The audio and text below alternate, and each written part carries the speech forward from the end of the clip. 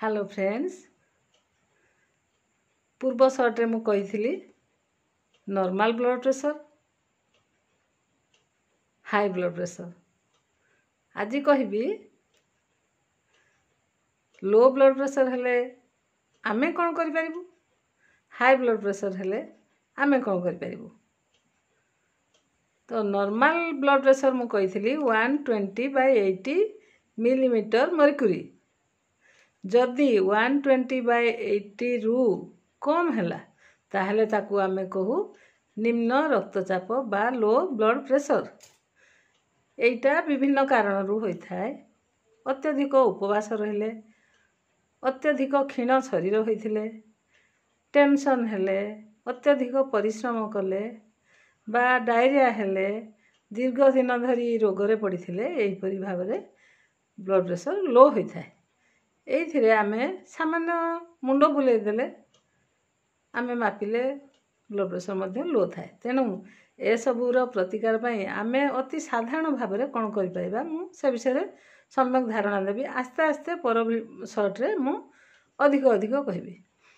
Blood pressure low हेले आमे लूण लेंबू चीनी को मिसई शरबत करी पी परिबा। एहा द्वारा हमर ब्लड प्रेशर मेंटेन हे जिवो। पखाल तोराणी पी परिबा, घोल दही पी परिबा, खाद्य खाई परिबा, ओआरएस पी परिबा। एहा द्वारा हमर साधारण भाबरे ब्लड प्रेशर मेंटेन हे जिवो। आउ जदि अधिक रक्तचाप अछि बा 130/90 मिलीमीटर ऑफ मर्क्यूरी रु अधिक जदि ब्लड प्रेशर रही ताहले आमे सॉल्ट रेस्ट्रिक्टेड डाइट करिबा। अर्थात आमे नॉर्मल लूण खाइबा, किंतु नॉर्मल रु अधिक लूण खाइबानी। अर्थात तरकारी रे लूण पड़िथिबो आमे खाइबा, कारण लूण भी आम शरीर पई आवश्यक। किंतु भात रे मेंचे लूण पकेइबा नाही, पखाल रे मेंचे लूण पकेइ तार तोराणी की पीबा नाही, कम लूण पकेइबा तोराणी की पीबा नाही। दरकार पड़िले पखाल को चिपुड़ी खाइबा। लूण जमा न देले बहुत भलो, किंतु टिके टेस्ट पई अल्प लूण देले चलिबो। ता व्यतीत भात साइड रे आमे कोन करू लूण लंका लेंबू रसुण एगुडा चकटी की खाऊ। एटा आमे करिबु नाही। पखाल साइड रे लेंबू चकटा, रसुण चकटा, हेंडुआ चकटा, बड़ी चकटा, आलू चकटा, टमाटो चकटा, बैगण चटणी ए सब रे आमे मेंचा मेंचा लूण पके खाई थाऊ।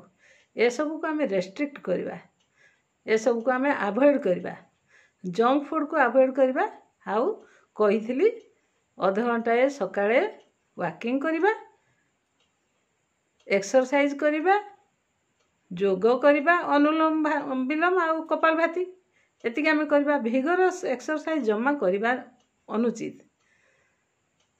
पुणी मु नेक्स्ट शॉर्ट रे अधिक ब्लड प्रेशर विषय एवं अन्य रोग विषय सामान्य टिप्स देबी। धन्यवाद।